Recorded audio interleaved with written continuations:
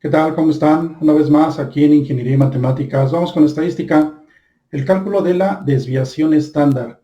¿Qué es la desviación estándar? Bueno, es una medida que nos dice qué tan alejados están los datos de la media o del promedio. Ejemplo, si tú llevas 7 materias en la escuela y en 4 de ellas tienes 10, tienes 40 puntos. Pero si en las otras 3 tienes 5, tendrías 55 puntos. Es decir, tu promedio diría que tienes 7.8. Digamos que es un buen promedio. Sin embargo, al calcular la desviación estándar, nos diría que tienes 2.6 de desviación. ¿Qué quiere decir? Que del promedio andas abajo o arriba 2.6 puntos. Es decir, aunque tengas buen promedio, tienes 3 materias reprobadas. Y eso en algunas escuelas pues te sacarían en automático. Esa es la importancia del cálculo de la desviación estándar. Se ocupa mucho en el control de calidad y también se ocupa para conocer si los datos que estamos ocupando son verídicos o inclusive si son inventados. ¿Por qué? Porque si tienes una desviación estándar muy elevada, quiere decir que tienes datos muy alejados totalmente del promedio y eso no es muy bueno. Bien, en el ejemplo que vamos a ver, esos datos ya los ocupamos en otros videos para el cálculo de tabla de frecuencias, de media, mediana, moda. Ahora toca el cálculo de la desviación estándar. Bueno, pues vamos a ver el video. Vamos con el cálculo de la varianza de desviación. Estos datos que aparecen aquí ya los hemos ocupado en otro video para el cálculo de media, mediana, moda, tabla de frecuencias. Ahora los vamos a ocupar para la desviación estándar.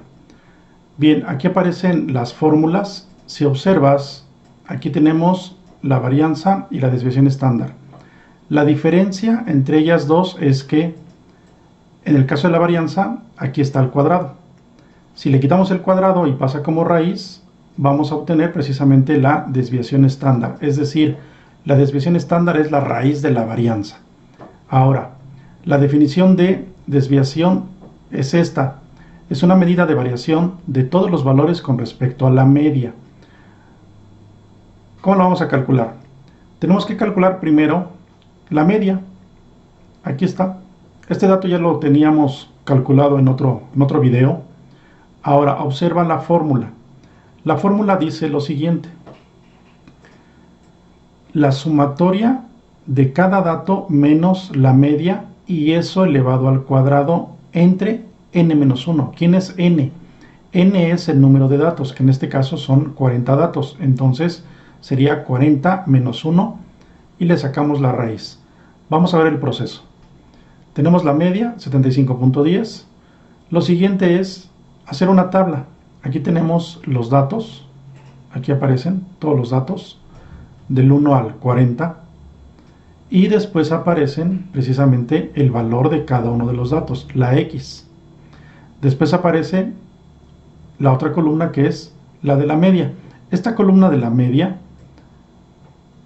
si gustas, no la puedes colocar. Yo te recomiendo que la pongas nada más para darnos cuenta precisamente de la variación de cada uno de los datos con respecto al promedio o a la media. ¿Qué sigue? Hacer esta operación. ¿Qué es esa operación? Es cada uno de los datos menos la media, es decir, el 95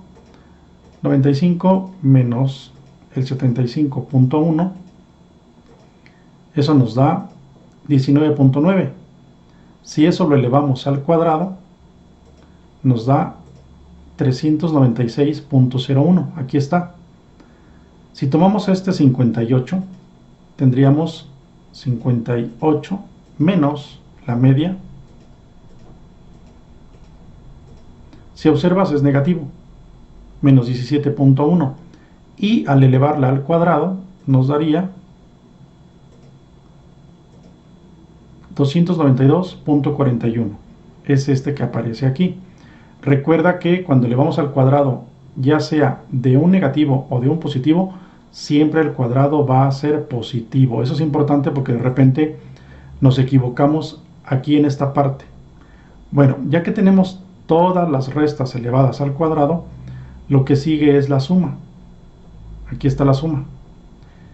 Y si observas en la fórmula, nos dice, hay que sumar cada resta elevada al cuadrado.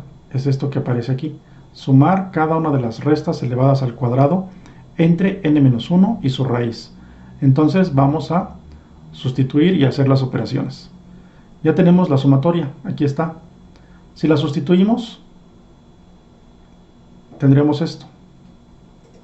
Vamos a hacer la operación. Necesitamos la raíz de 8885.6 entre 39. Y eso nos daría 15.09. Ya tenemos el dato, el resultado, 15.09. Ahora, ¿qué quiere decir eso? Es muy importante identificar qué quiere decir esto. Bueno, vamos a los datos. Si tú observas aquí, el promedio aparentemente es de 75.1 o de 7.51. Si tú te vas nada más con el puro promedio, dirías, bueno, pues es un buen promedio del grupo. Sí, pero también hay chicos que tienen mayor calificación como este. Pero también existen alumnos que tienen, observa, 55, 58, 55, 56, 52. ¿Qué quiere decir?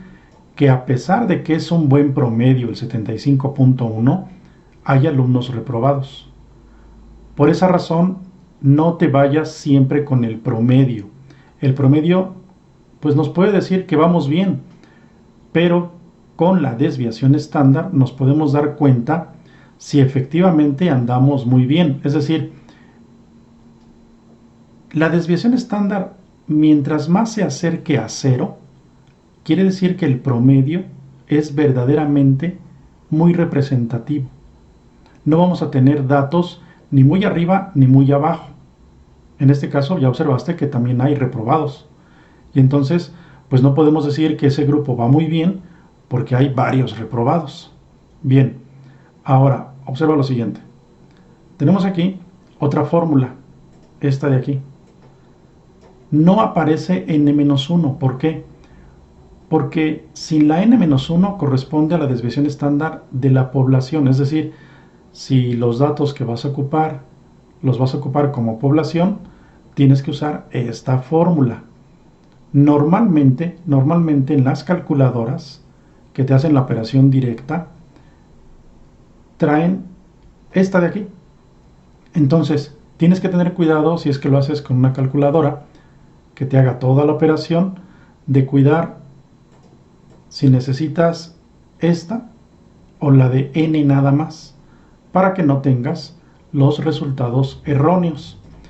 Bueno, pues hasta aquí el cálculo importante de la desviación estándar, que nos dice qué tan distinto, qué tan cercano, qué tan lejano andamos con respecto al promedio, porque a veces el promedio lo mal usamos mucho. Bueno, nos vemos en el siguiente video.